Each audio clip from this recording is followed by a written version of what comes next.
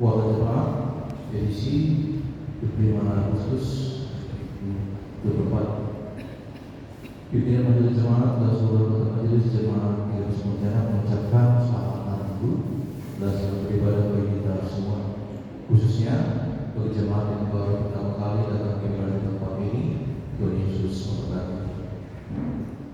Pelayan ibadah Minggu pada hari Minggu tanggal 1 September 2024. Kebaktian 1 khotbah penasihat 7 berubah, agenda Situasi Manulu, ujian calon Situasi Mesti berubah, warga jemaat Situasi Jati Sehari, persembahan calon Situasi Manulu, penyanyi jemaat Situasi Wilayah Sehari, promosi pengawal Manulu, singa audio sinaga dengan desi Bangkul, operator fokus di Tasaragi, operator sound Abdi Putra. Kebaktian 1 masuk jam 7.30 bahasa Indonesia menurut kebaktian model C. Kebaktian 2 khotbah yang terjadi 7.32, agenda Situasi Febrian Sehari, ujian calon Situasi Sehari, warga jemaat Situasi Batu Sinaga, persembahan Situasi Adamani dan Situasi Adamani, penyambut jemaat Situasi Sapina Sehari dan Inang Jalan Sipayu, pemusik Jerman Lalu, singer Seksi petugas parkir dari Simenduram dan Niko Berubah, operator fokus Rian di Yamane, operator sound Alan Selipat. Kebaktian 2 masuk jam 10 menggunakan bahasa Simalungun menurut kebaktian model C. Yang berikut pelayan untuk ibadah pertemuan gabungan pada hari Jumat tanggal 30 Agustus 2024 dimulai pukul 19 WIB bertempat di gedung gereja Garis Kemuliaan. Khotbah penasihat 7.30, agenda bersama Sementara Nazar lagi, ujian calon kedua Mesti berubah, persembahan calon Situasi lagi, pemusik Joy Manalu, singer Primas Waktu dan Rio Silitoan, operator fokus Yudi Pirsang, nama Jabui sektor SAD, model kebaktian model C bahasa Simalungun. Yang berikut kegiatan rutin selama Selasa Selasa dimulai pukul 19 tepat di gedung Serbaguna. Biasanya setiap hari Kamis dimulai pukul 16.30 WIB bertempat di gedung Serbaguna. Latihan pelayan ibadah Minggu setiap hari Kamis dimulai pukul 19 WIB bertempat di gedung gereja. Merkuri Sidi setiap hari Sabtu dimulai pukul 18 WIB bertempat di gedung Serbaguna. Pemberitahuan pembinaan majelis serta calon situ dan calon siamas akan dilaksanakan pada hari Selasa tanggal 27 Agustus 2024 bertempat di gedung Serbaguna dimulai pukul 19 WIB. Pembicara Pendeta Bayu John Saragi SPH, tema Panggilan. Mari kepada sang majelis untuk hadir dalam pembinaan tersebut. Yang berikut dalam rangka mendukung program pelayanan desain sekolah minggu besok, pengurus sekolah minggu besok mengadakan belajar berupa makanan dan minuman di depan gedung Serbaguna. Bazar ini akan dilakukan setiap hari Minggu selama di bulan Agustus. Untuk bazar akan dilakukan selesai pada sesi yang kedua. Yang berikut kami mengundang semua adik-adik sekolah minggu untuk mengikuti ibadah gabungan sekolah minggu besok Kalimantan Barat secara daring yang akan diadakan pada hari Minggu tanggal 1 September 2024 dimulai pukul 7.30 WIB bertempat di gedung Serbaguna. Diinformasikan juga bahwa tidak ada ibadah sekolah minggu pukul 10 WIB. Kami sangat berharap untuk hadir beribadah bersama anak sekolah minggu GKP Singkawang dan juga GKPS Persiapan Sintang. Berikut kami sampaikan hasil pesta pokok jemaat yang dilakukan pada hari Minggu kemarin. Untuk penerimaan total presiden yang diterima sebanyak 5.485.000, hasil doktor 12.270.000, pengeluaran musik, gula, kopi, mineral dan lain sebanyak 2.897.500, sehingga total pendapatan yang didapat pada pesta pokok jemaat adalah sebesar 14.857.500 rupiah. Terima kasih mengucapkan kepada seluruh jemaat yang sudah berpartisipasi dalam pesta pokok jemaat. Yang berikut mengundang kepada seluruh bapak untuk hadir dalam pertemuan sesi bapak yang dilaksanakan pada hari Sabtu tanggal 31 Agustus 2024 dimulai pukul 19 bertempat di rumah keluarga Abu Tarbutar Boro Sioping dengan alamat Jalan Abdul Muiz nomor 5 Baru 3 Tanjung Bulu. Pelayan ibadah Bapak Siti Wahyuda Purba, agenda bersama Sport Desa, ujian tahun Situa Bapak 2 Manado. Mari kita berdoa untuk hari lapan pembuatan tersebut. Yang berikut beberapa naskah satu dilaksanakan pada hari Sabtu tanggal 30 Agustus 2024 tempat Singkawang. Kita doakan semua berjalan dengan lancar baik pada saat keberangkatan dan juga saat kembali ke Pontianak. Tahun ini memenuhi biaya kegiatan pelayanan di GKPS Pontianak di luar persembahan ibadah, persembahan bulanan, BNU dan iuran Ibonia dibuat dalam bentuk tok PP. Tok PP keluarga menerima sebesar Rp1.380.315 per tahun atau berdasarkan beratnya Rp4.500 per hari. Jika ada jemaat yang membayarkan tok PP, bisa melalui bendahara jemaat atau kedua sektor. Kuartal keuangan telah diterima iuran Ibonia untuk tahun 2024 dari keluarga Purba Persebaya, dari keluarga calon sama Siswa Sinaga Monikurnia, dari keluarga Yos dan Manik Bersahagi masing-masing Rp240.000. Telah diterima tok PP dari keluarga yang Saragi Permingguan Rp95.000, dari keluarga Purba Persebaya Rp300.000, dari keluarga Ina Manik Situa dari Persahagi Rp200.000, dari keluarga calon Situa Bogor Burung Rp50.000, dari keluarga Abu Tarbutar Boro Sioping Rp200.000, dari keluarga Ina Situa di Saragi Purba Rp100.000, dari keluarga Situa Pindah Bisa Burulingga Rp200.000.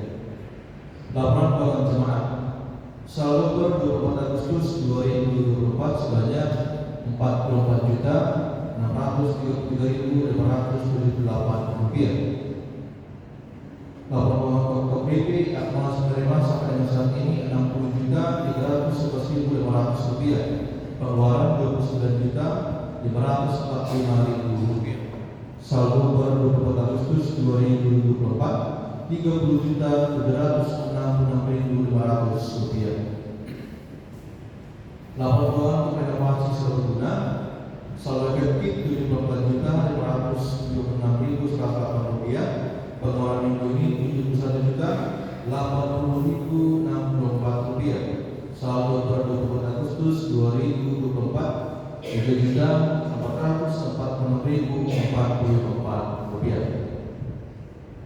Jemaat Gereja Kementerian mengucapkan selamat ulang tahun kepada yang bertahun dalam minggu ini.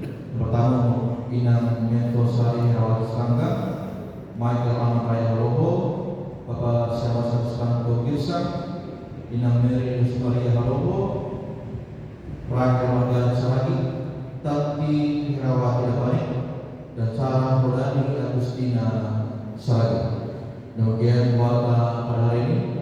Tuhan Yesus memberkati.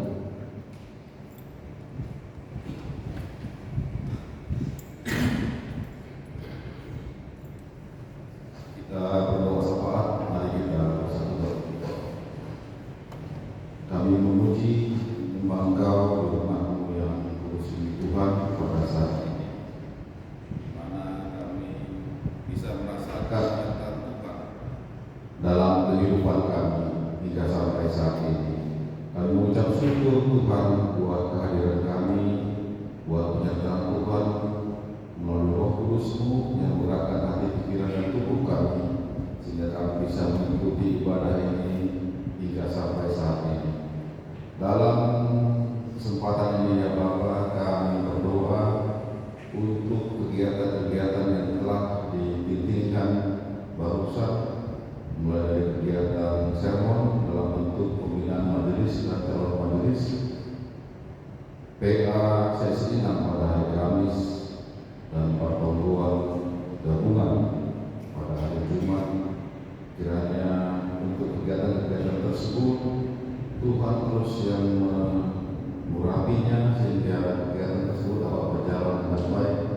Terlebih kami berdoa untuk cuaca Tuhan, agar Engkau yang memberikan cuaca yang terbaik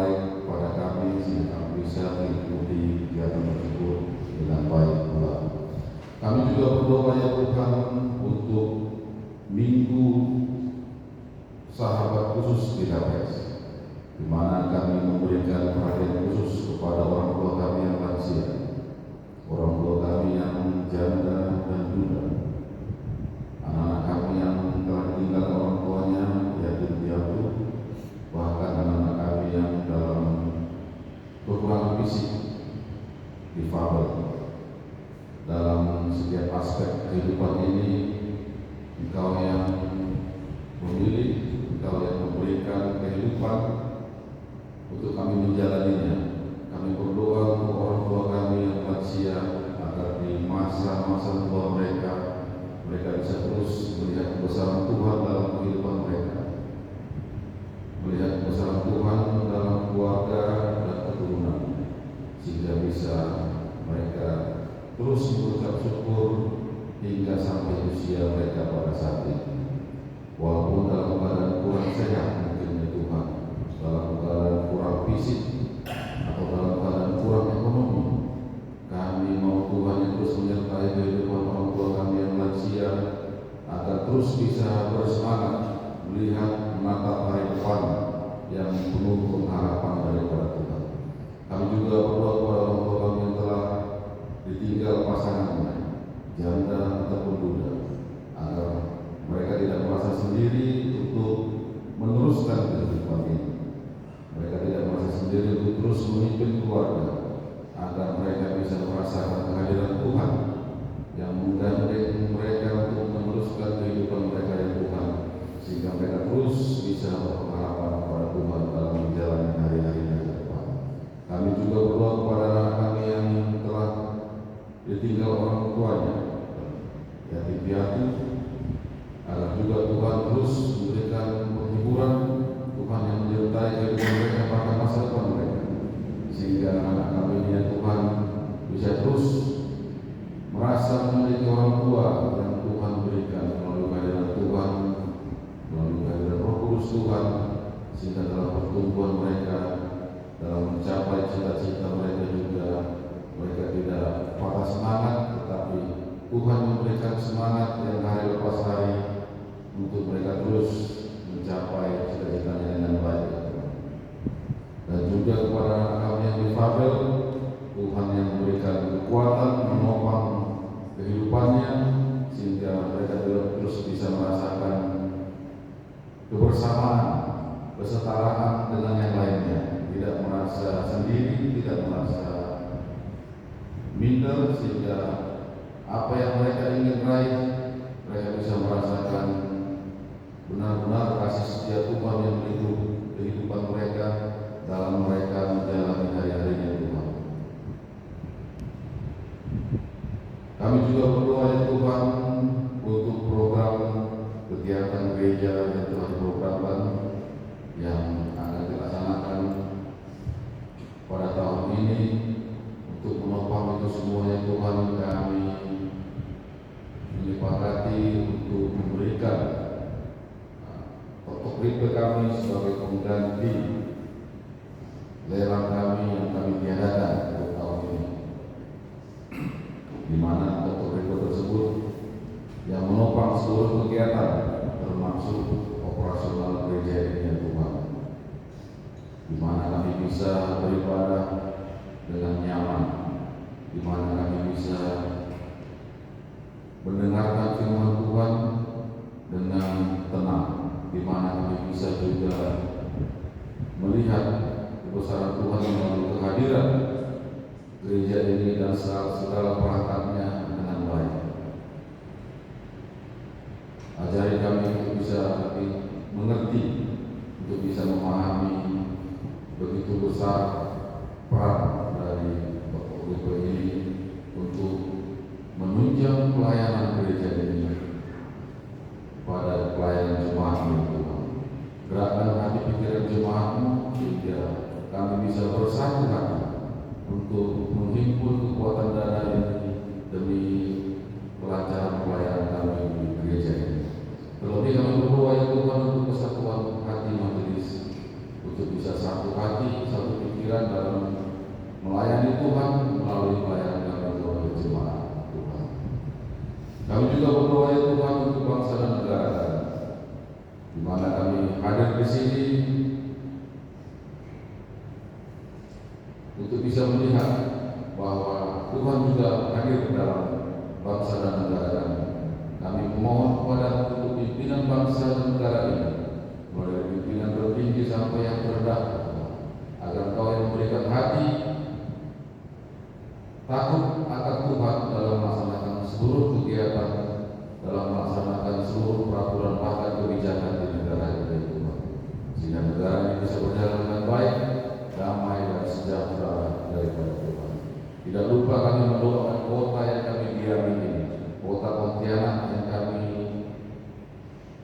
hidupi, di mana kami berpenghidupan di sini, di mana kami memiliki masa depan di tempat ini, agar Engkau kiranya memberikan kedamaian kepada kota ini, terlebih kepada pemimpin kota ini ya Tuhan, agar Engkau juga memberikan hati yang takut akan Tuhan. Sebentar lagi Tuhan, kami akan mendengar firman yang disampaikan binaan fikir pendeta kami, agar Engkau juga mengurapi fikir kami ini Tuhan, sehingga apa yang disampaikan hanyalah kebenaran firman Tuhan, dan kami yang mendengarkan juga dapat mengerti, memahami, bahkan melaksanakan dalam kehidupan kami setiap hari. Inilah doa permohonan kami ya Allah.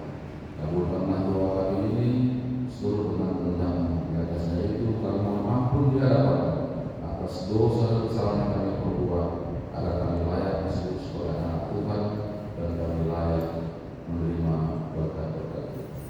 Dalam Kristus Yesus kami naikkan doa syafaat kami. Haleluya. Amin.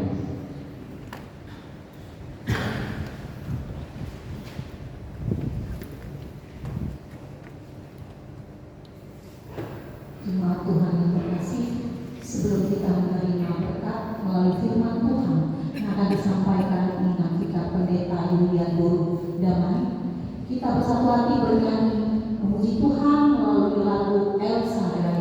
Kita nyanyikan 2 kali.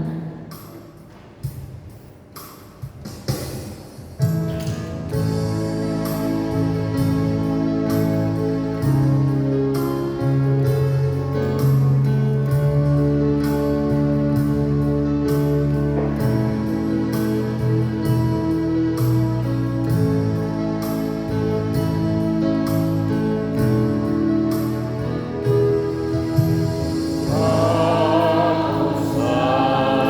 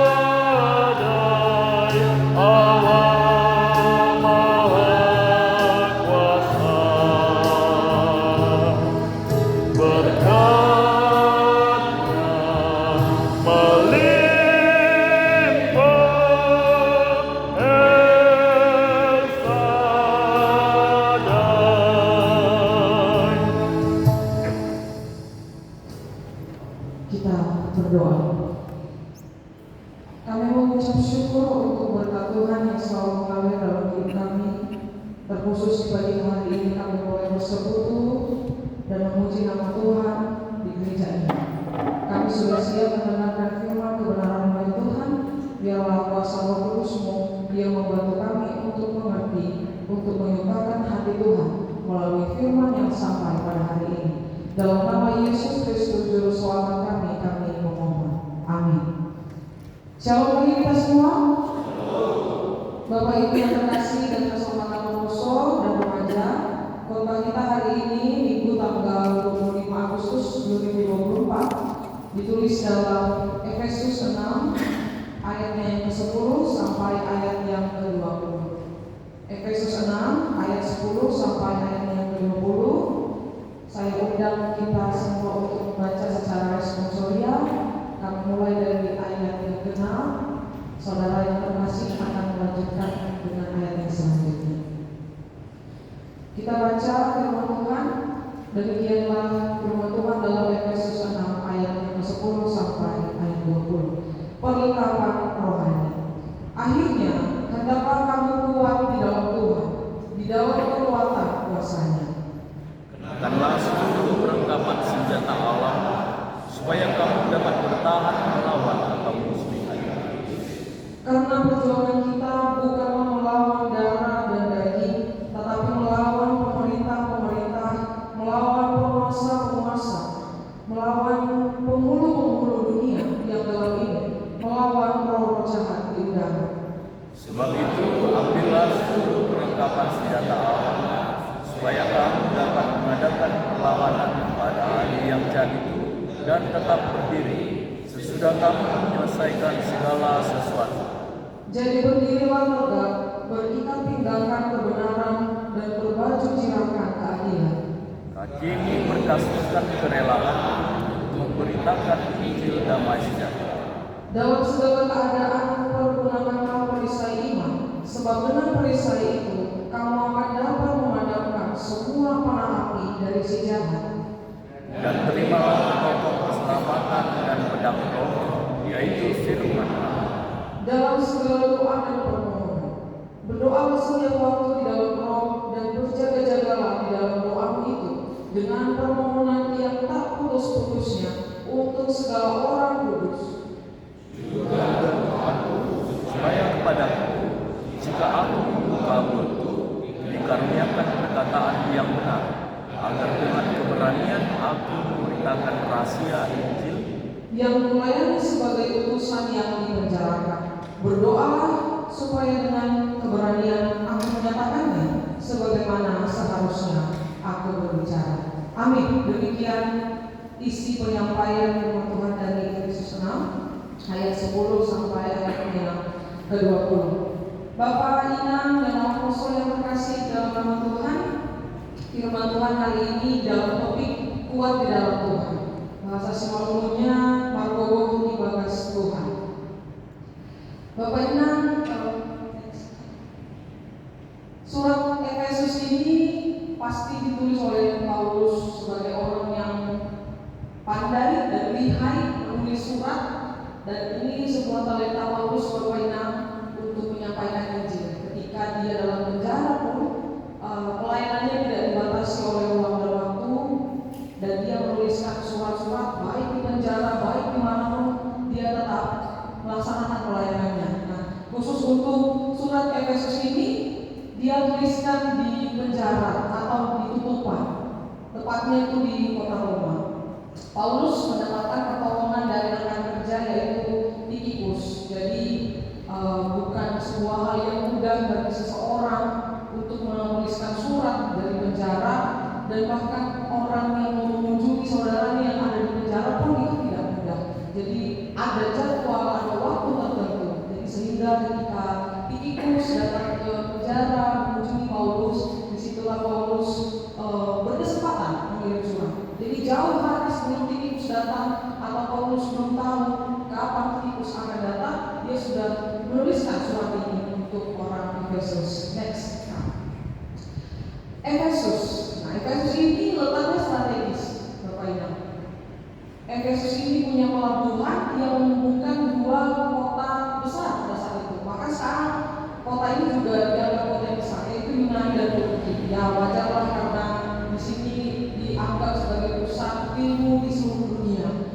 Dan ini Efesus termasuk kota terbesar nomor 2 di Romawi setelah kota Roma. Dan karena ini adalah kota yang maju, maka perkembangan kemajuan ini patut diacungi jempol. Nah, salah satu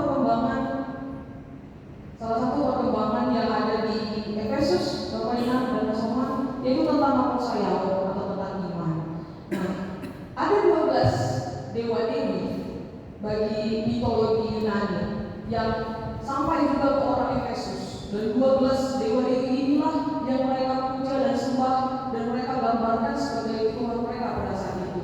Dan salah satunya dari dewa dewi yang dianggap pada saat itu adalah Dewi Artemis. Dewi ini gendernya perempuan, Boruni Zeus mau. Coba next slide. Nah, Zeus ini mungkin yang main sinetron, yang main suatu judi online, kenal lah ini sama si Zeus ini. Bahkan beberapa games ada yang memasukkan dewa Zeus ini. Jadi Dewi Artemis. Dewi Artemis ini Boruni si Zeus. Boruni Zeus inilah dewa terbesar bagi mereka. Tapi dari segala orang yang ada di Efesus, banyak yang mengikuti Dewi Artemis ini, Bapak Ibu. Karena Dewi Artemis ini dia lebih condong untuk melindungi para perempuan dan anak gadis. Ya tahu lah kita ya, di mana pun tempatnya perempuan selalu menduduki populasi yang paling tinggi di mana-mana. Dewi itu sempurna, dianggap mampu menghalau penyakit, bisa juga mendatangkan penyakit. Ini penolong khusus untuk perempuan, terkhusus ketika perempuan sedang bersalin. Nah, Dewi Artemis inilah yang membantu semua para perempuan, baik waktu sakit, kesusahan. Dewi Artemis inilah yang dipuja. Dan salah satu simbolnya dia punya hewan peliharaan, aku kurang tahu ini kambing atau domba, pokoknya seperti hewan lah pokoknya ya. Terus dia membawa apa? Busur untuk memburu. Saya juga kurang tahu memburu rezeki kan, memburu penyakit. Tidak tahu, tapi bagi mereka Dewi Artemis ini dewi yang paling diagungkan. Next slide. Nah, selanjutnya di ayat 13 Bapak Ibu, ada bahasa yang menarik di ayat 13 ini, yaitu tentang perlengkapan senjata. Bapak Ibu, kalau dikatakan perlengkapan senjata, berarti ini disebutkan untuk berperang. Tidak mungkin perlengkapan senjata dipakai untuk mengasah. Pasti semua orang berpikir perlengkapan senjata itu dipakai untuk berperang. Nah, kalau ditanya siapa yang perlu berperang ini, Paulus mengatakan yang berperang ini dalam ayat 11 kita bisa cari jawabannya, yaitu kamu. Bukan di bahasa Sunda disebut nasyam. Ayat 11 dikatakan supaya kamu dalam bertahan. Siapa yang perlu diperangi dan siapa yang perlu dilawan? Ayat 12 menjawab yang pertama, pemerintah, penguasa, penghulu dunia gelap atau roh jahat di udara. Bahasa Simalungun lebih spesifik, sifat kerajaan, sifat kuasa, si bumi dunia gelap. Sudah merajai, berkuasa lagi, yang menggombongi atau yang memegang teguh gitu. Jadi si iblis ini Bapak Ibu digambarkan oleh Paulus objek atau subjek yang kuat dibandingkan manusia sebenarnya. Onma yang perlu dilawan oleh manusia menurut Paulus dalam ayat 12. Nah, selanjutnya Bapak Ibu akan masuk kalau salah satu bangsa mau berperang. Kenapa satu bangsa mau berperang? Tentu satu bangsa berperang karena merasa tidak aman. Indonesia menyatakan kemerdekaannya karena sudah dari lama merasa posisinya tidak aman, dijajah oleh bangsa penjajah Belanda dan Jepang. Dan bangsa manapun itu ketika tidak merasa aman, dia akan berusaha mengurangi apa yang tidak membuatnya nyaman. Bahkan kita manusia juga begitu. Ketika tidak aman dengan orang, ketika tidak aman dengan situasi, kita berjuang untuk melawan ketidakamanan itu. Nah, karena ketidakamanan ini, maka Paulus menggambarkan orang Kristen atau orang percaya itu pernah berada dalam posisi tidak aman. Dan paling banyaknya orang Kristen atau orang percaya merasa tidak aman itu satu-satunya ada di ayat 12 tadi, yaitu karena penghulu atau penguasa, si bumi, tanah. Tapi roh jahat yang ada di awal-awal.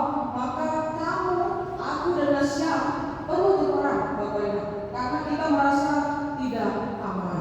Nah, di sini di slide ini saya masukkan beberapa alat contoh berperang adalah prajurit bangsa Romawi di abad pertengahan. Yang untuk berperang pasti dibutuhkanlah alat-alat untuk keamanan, diperlukan atribut, gitu kan? Alat untuk membantu mengamankan posisi. Kalau mau ke ladang pastinya dibawalah pisau atau cangkul.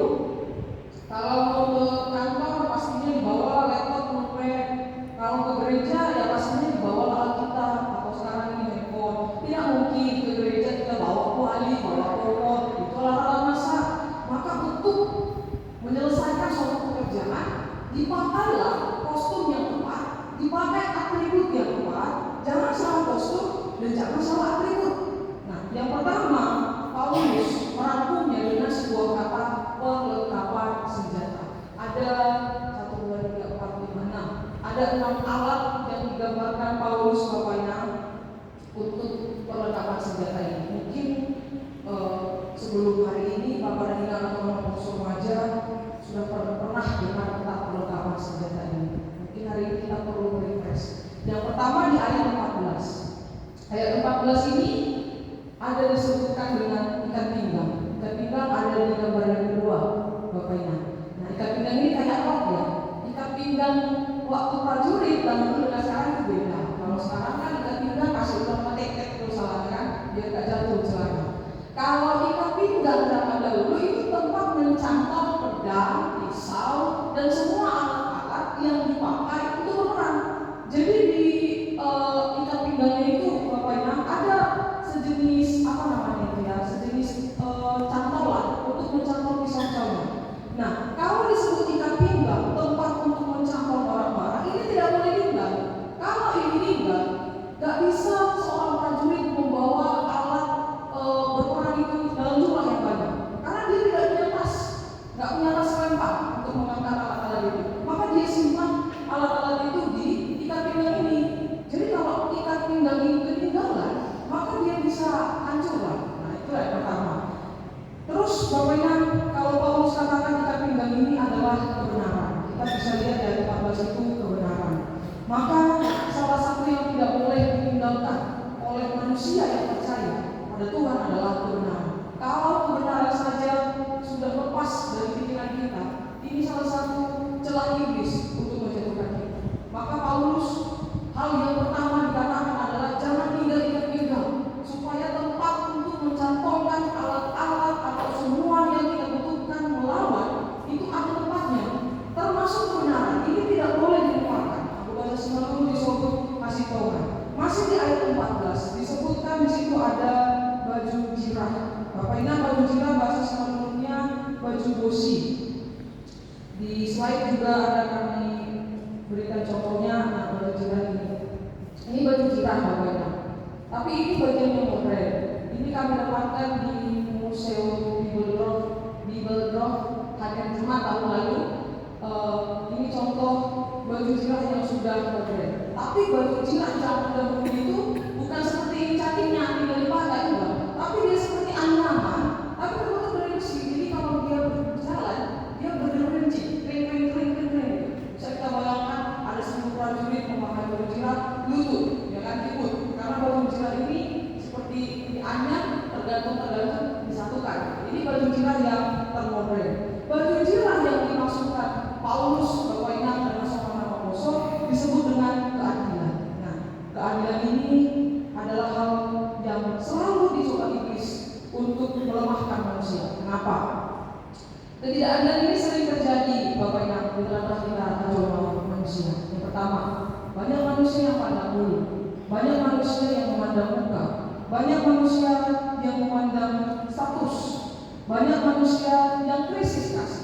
Sehingga DKPS pun melihat itu adalah hal yang penting untuk dihidupkan di jemaatnya. Maka ada dikhususkan hari Minggu sahabat khusus untuk menyahabati, untuk menunjukkan kasih kepada orang tua kita yang sudah janda atau muda, nama baru bagi seluruhnya, yatim atau piatu. Karena dunia makin lama makin memandang status, itu ikan itu udah tua, nggak usah diajak lah ke lokal grup ini. Contohnya, itu kan anak yatim piatu, nggak usah diajak ngobrol lah, banyak pun pembicaraan. Itu kan ekonominya beda dengan kita, nggak usah lah diajak Anissa, paling dia nggak bisa kasih iuran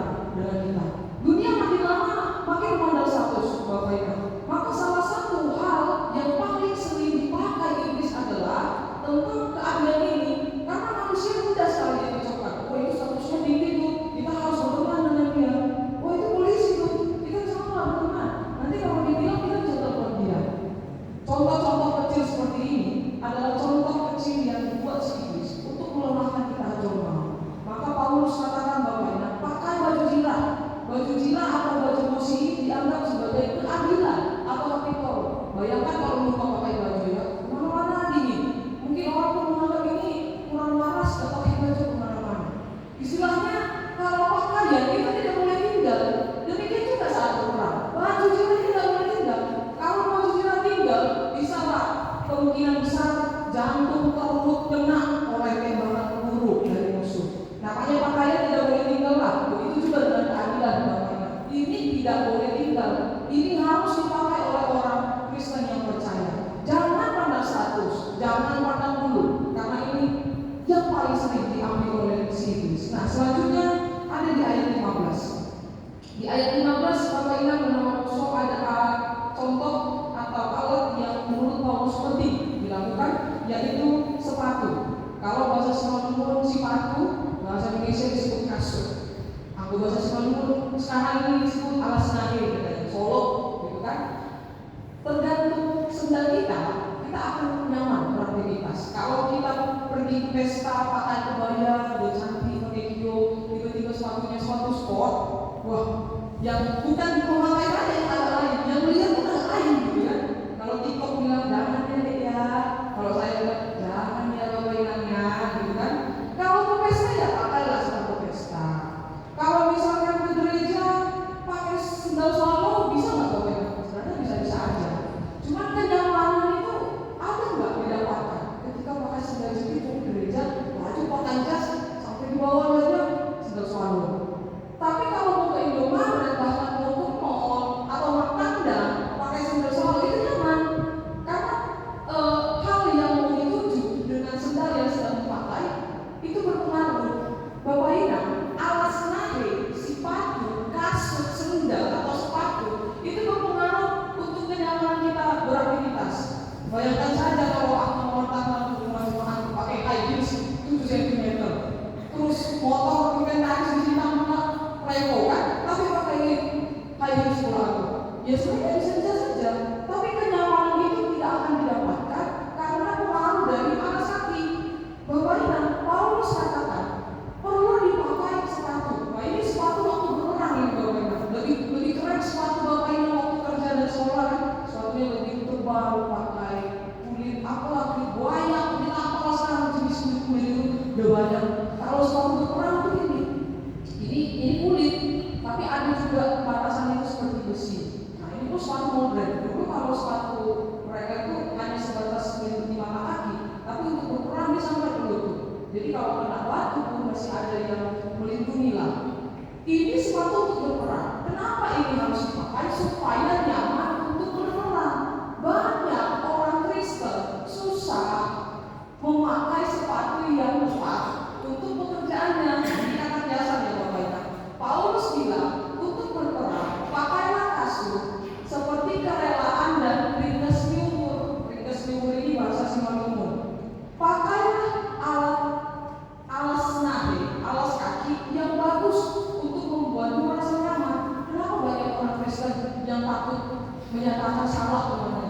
Contohnya di gereja, itu tadi ibadahnya salah. Udah gak usah kita bilang, nanti bapak itu sakit hati. Dia orang tua kita. Nanti dia sakit hati gak mau gereja. Gak ada kerelaan hatinya. Karena apa? Dipengaruhi tidak ada kerelaan. Kalau tidak ada kerelaan atau realistis, maka seseorang itu gak akan berani bertindak atau mengambil keputusan yang baru. Itu tidak ada keberanian Bapak Ibu. Maka si Paulus katakan perlu sekali memakai kasut seperti kerelaan. Jadi kemana-mana pun dia akan berani. Karena dalam pikirannya firman Tuhan is number one, bukan keinginan nomor satu enggak, tapi justru firman Tuhan. Ini yang masih paling lemah sekali kita orang Kristen. Tapi yang paling kuat orang Kristen menyindir dengan firman Tuhan. Menyindir firman Tuhan, menyindir manusia kan, jemaatnya buat status, angkatlah baju setia manusia dua, itu dasar juga berbeda. Artinya kerelaan itu adalah dengan sifat positif, bukan dengan sifat negatif. Itu dari ayat yang ke-15. Kita lanjut dari ayat 16. Di ayat 16 Paulus katakan demikian, dalam segala keadaan pergunakanlah perisai iman. Perisai ini seringlah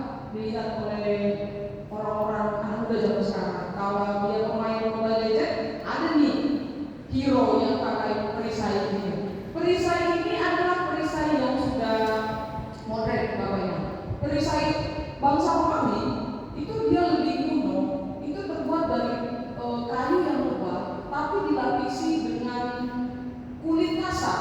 Jadi tidak besi, ya. Ini kan ada besi-besinya, ada modifikasinya. Dulu enggak, dia perisannya gula, terus dilapisi dengan kulit kasar. Kenapa dilapisi dengan kulit kasar? Karena pada saat itu para musuh lebih sering memakai peluru dengan panah yang ada apinya. Bayangkan panah yang ada apinya. Jadi pas panah ini dilemparkan terus tertancap kepada perisai yang ada di ini, maka api ini mati. Gitu. Tapi kalau perisainya logam, besi, kalaupun ada panah itu nggak akan mati apinya.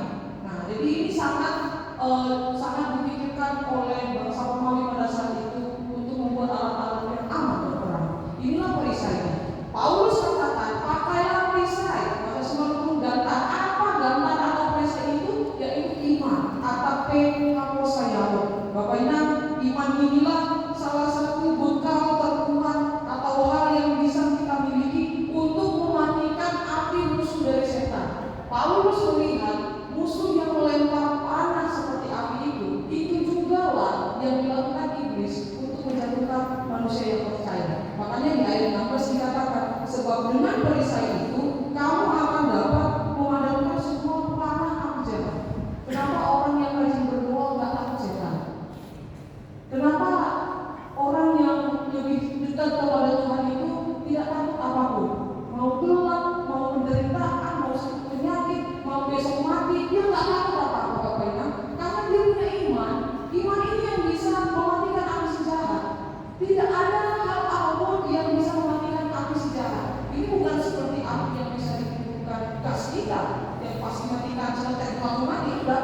Api ini keras, sama seperti musuh yang melemparkan panah api. Nggak bisa mati kalau tidak tertancap di perisai ini.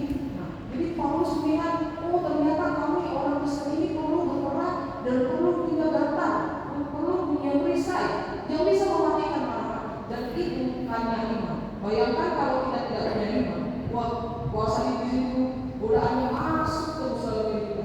Makanya seolah-olah kayak hidup ini tak nyaman. Jangan-jangan iman kita nggak bisa melindungi kita. Ini menjadi catukan bagi kita, Bapak Ibu. Kemudian di ayat ke-17, di ayat 17 adalah alat yang terakhir yang dikatakan oleh Paulus bagi kita. Tapi ada dua alat di sini dan dia rangkumkan menjadi satu alat. Apa di ayat 17 itu? Dan terimalah ketopong keselamatan dan pedang roh, yaitu firman Allah. Kalau di slide saya buat di sini takut. Nah, bahasa Semaluun di Bibel takut, bahasa Semaluun topi. Tapi takut bosi atau ketopong. Ini topi zaman kuno, hanya melindungi bagian kepala atau bagian otak. Jadi kalaupun nanti si panah api ini mau mengenai kepala masih tetap aman karena ini masih terbuat dari kulit yang kasar tadi. Aku juga kurang tahu Bapak Ibu, kulit apa ini yang bisa mematikan api. Tapi pasti kulitnya pada lain.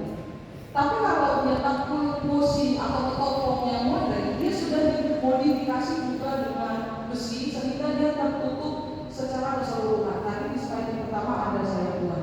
Nah, takut bosi atau ketopong ini dianggap oleh si Paulus sebagai haluan atau keselamatan. Haluan atau keselamatan ini hanya ada pada Yesus, Bapak Ibu. Kalau tidak percaya Yesus, maka tidak akan mendapatkan keselamatan. Bayangkan kalau prajurit berperang tidak pakai takut atau ketopong ini, tiba-tiba dalam panah api tertancap ke kepala langsung mati karena otak langsung kena.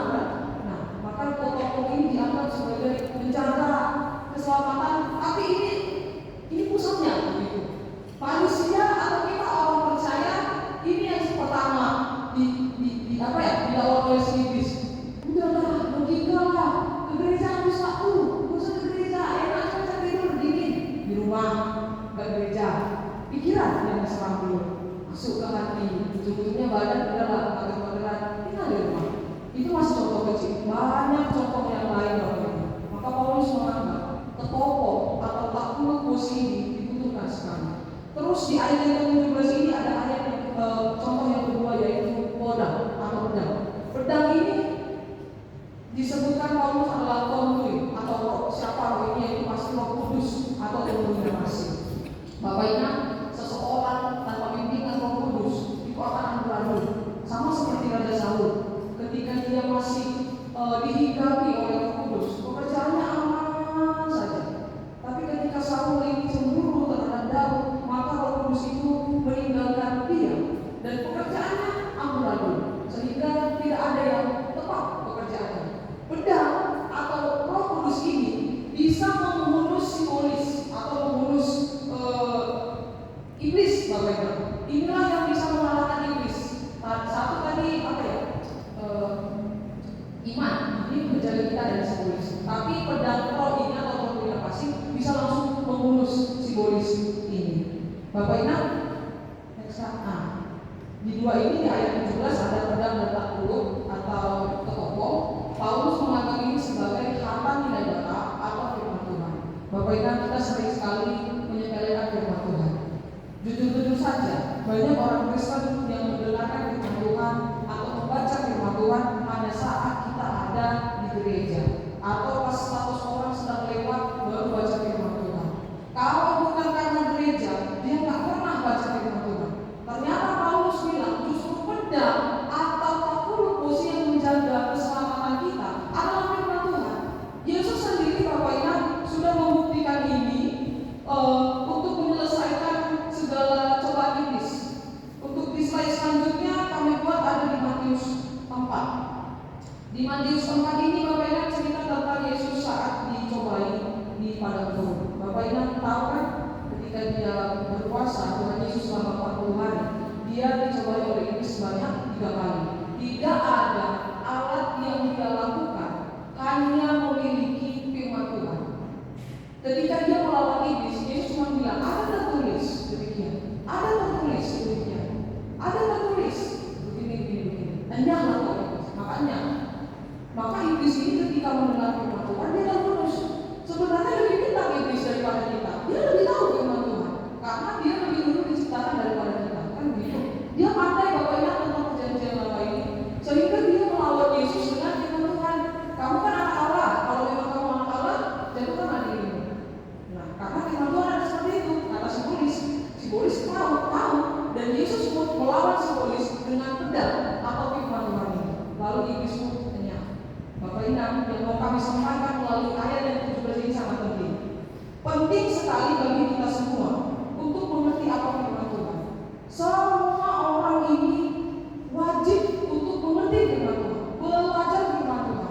Irisnya sekarang hanya anak sekolah minggu yang punya ayat hafalan, ya kan? Sekali seminggu ayat hafalan dibilang apa anakku, Yesus kata Tuhan, hafal dia, weh masuk kita orang dewasa.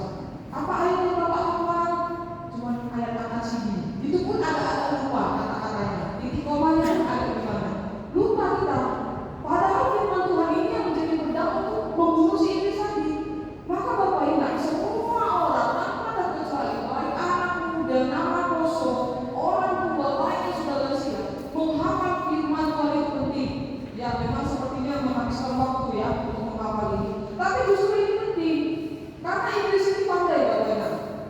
Slide selanjutnya kami buat ada Lukas 11. Di Lukas 11 ini menceritakan Lukas 11 ayat 24 sampai 26.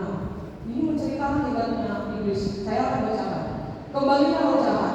Apabila roh jahat keluar dari manusia, ia pun mengembara ke tempat-tempat tandus mencari perhatian.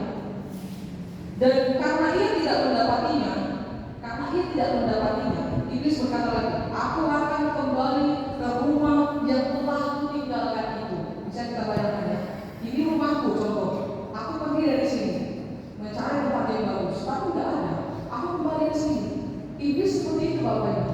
Ketika dia berhasil meninggalkan kita, ketika kita berhasil mengusir iblis dari diri kita ini, terus dia keluar dari tubuh kita, mencari orang-orang yang perlu digerogoti lagi, tapi nggak dapat. Dia akan kembali ke tubuh kita, tapi nggak sendiri.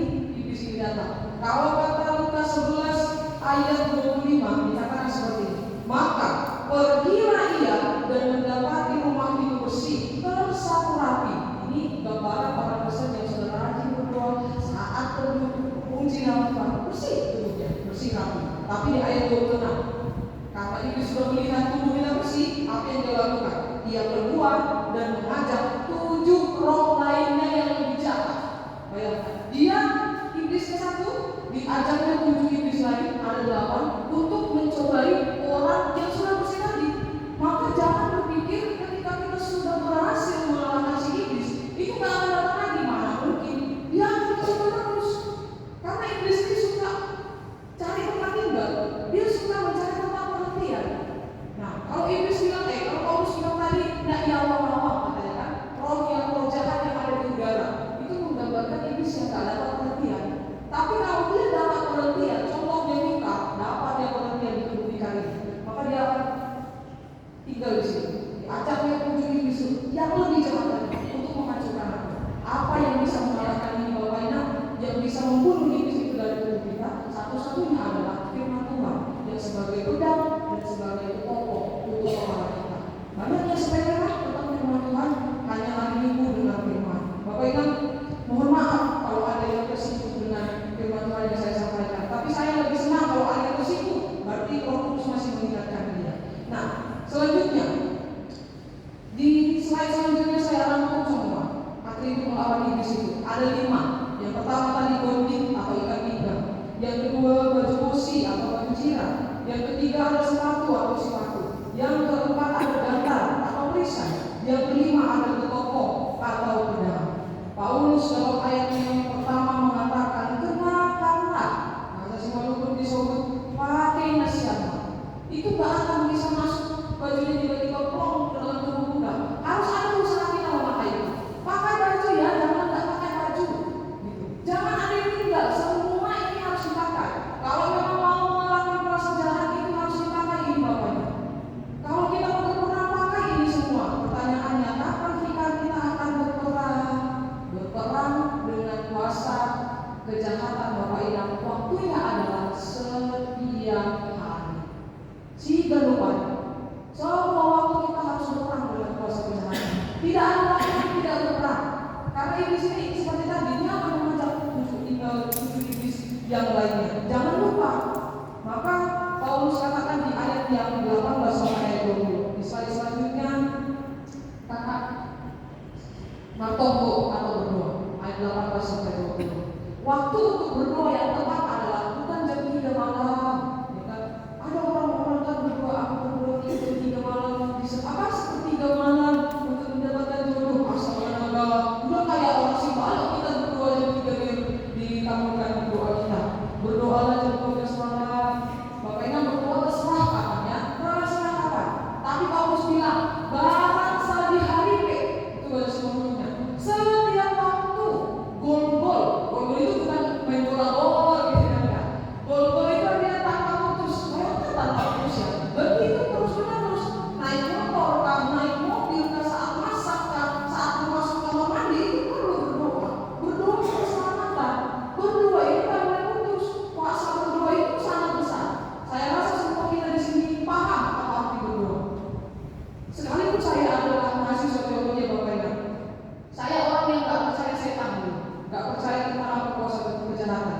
Terkhusus di kampus saya, sekalipun kami belajar Alkitab setiap hari, ada beberapa oknum atau orang yang tidak hidup sesuai dengan Tuhan. Mungkin kita bisa mengerti apa itu.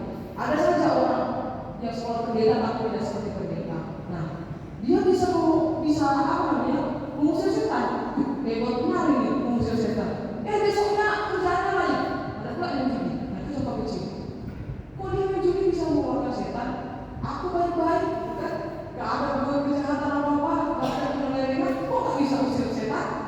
Itu pengalaman saya tahun 2019. Nah, pulang saya CP atau keluarga pastoral bertemu mengenai keluarga berbeda, berlibur dulu ke kampung. Ternyata adik bapak saya dari Bandung pulang kampung juga. Ternyata Tolah ini, adik bapak ini pernah belajar ilmu bela diri. Pernah dia belajar mendatu. Sekali kita buka celah untuk mendatu, dia selalu akan cari celah yang lain untuk datang kita. Sama seperti yang dijelaskan oleh Lukas 11 tadi. Ketika Tolah ini pergi ke kampung, ternyata ada datu juga yang mencobai dia. Dia punya ilmu babi, terus dia mau ngetes ilmunya ini mau mana enggak. Ternyata korbannya Tolah saya.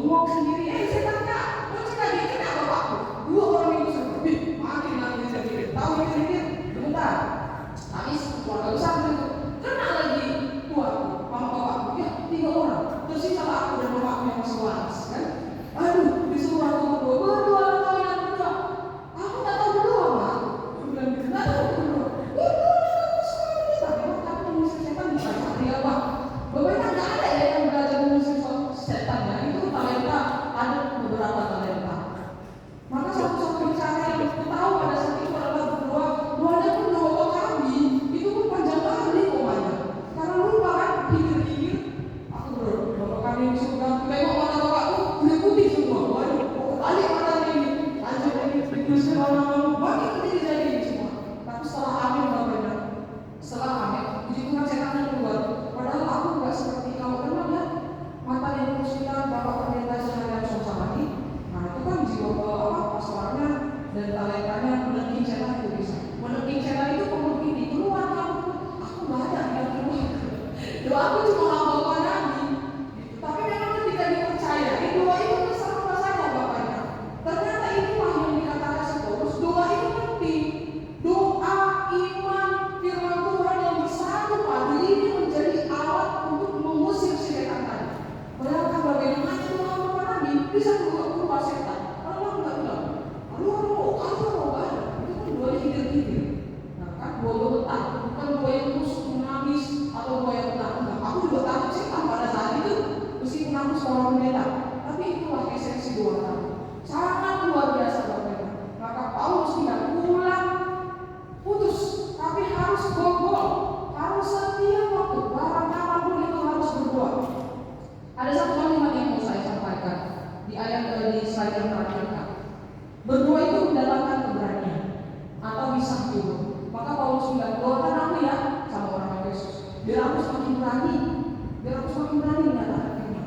Karena berkhotbah itu sebenarnya ada dua kendalanya. Satu, ada orang yang suka, satu lagi ada orang yang benci. Apalagi kalau sudah tersinggung, pasti akan banyak musuh. Para pendeta, para penginjil, para dikar, banyak musuhnya. Karena memang hasil menyampaikan firman Tuhan itu akan banyak itu. Maka Paulus bilang, doakan aku ya, biar aku semakin berani. Maka jangan heran, ketika ada orang yang berdoa, dia tiba-tiba berani. Ada orang yang berdoa, tiba-tiba dia tenang. Karena itulah luar biasa doa. Gagal berdoa dengan rajin, berarti mengaku kalah kepada musuh. Kalau berdoa pun sudah malas bagaimana? Dalam Bapak Inang dan aku, kita semua mengundang kehadiran si Boris. Demikian penyampaian firman Tuhan. Semoga kita diberkati dan kuat untuk menjalankan firman Tuhan, termasuk berperan untuk seluruh amin. Kita bersatu dalam doa.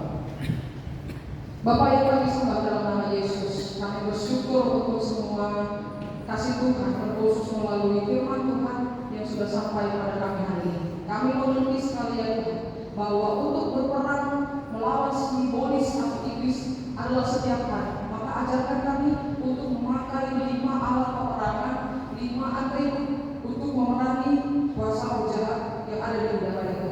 Agar kami mampu menjaga tubuh kami ini, tidak memberikan tubuh kami ini menjadi tempat tinggal bagi si iblis, tapi kami mampu menjadi orang yang mengalahkan iblis yang Tuhan. Sama seperti yang dikatakan oleh Paulus, kami boleh menang, berdiri teguh hingga kami boleh menyelesaikan segala sesuatu. Berkati jemaat Tuhan yang sudah mendengarkan firman ini ya Bapak, bantu mereka untuk mengerti dan mengolah setiap kata, menyimpan dalam hati dan pikirannya, sehingga ketika mereka keluar dari gereja ini, mereka sudah siap untuk berperang dengan iblis yang akan menjatuhkan mental mereka itu. Berkati kami senantiasa, dan kata Roh Kudus-Mu yang berkuasa dalam hidup kami. Inilah doa permohonan kami dalam nama Yesus kami memohon. Amin.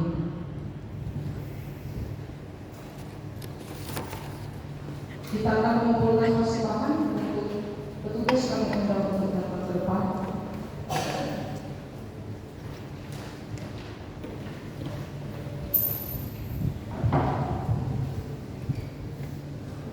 Sebelum mengumpulkan persembahan, marilah kita mendengarkan firman Tuhan yang menjadi dasar bagi kita untuk memberikan persembahan, yaitu yang tertulis dalam 2 Korintus 9 ayat 7. Hendaklah masing-masing memberikan menurut kerewaan hatinya, jangan dengan sedih hati atau karena paksaan, sebab Allah mengasihi orang yang memberi dengan sukacita. Marilah kita memberikan persembahan kita sembari bernyanyi dari Kidung Jemaat 146.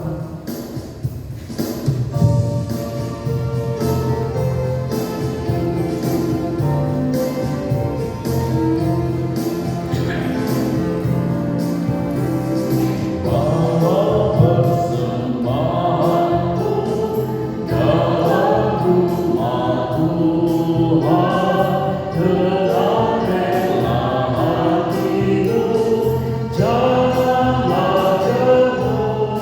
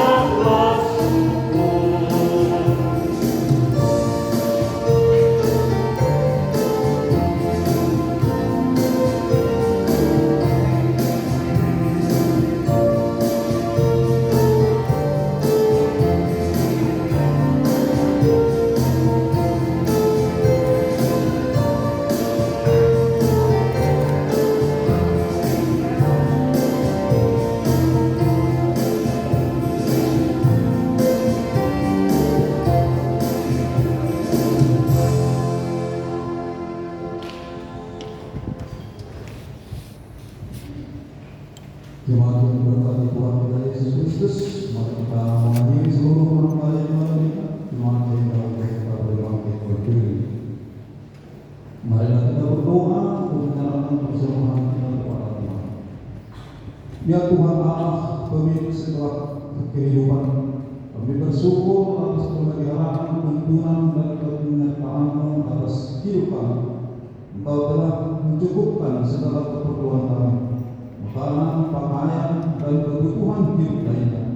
Sebagai tanda ucapan syukur, kami akan membawa persembahan dan segenap keberadaan kami kepada-Mu. Kuduskan dan berkatilah agar menjadi persembahan yang harum dan kudus untuk kemuliaan nama-Mu dan kerajaan-Mu. Kiranya berkat dan kasih karunia-Mu semakin berlimpah dalam kehidupan kami, dan Roh-Mu yang kudus senantiasa menuntun kami agar dengan penuh kerelaan dan ketulusan hati mempersembahkan hidup dan segenap apa yang kami miliki bagi kemuliaan-Mu. Terimalah doa dan persembahan kami di dalam nama Yesus Kristus Tuhan dan Juru Selamat kami.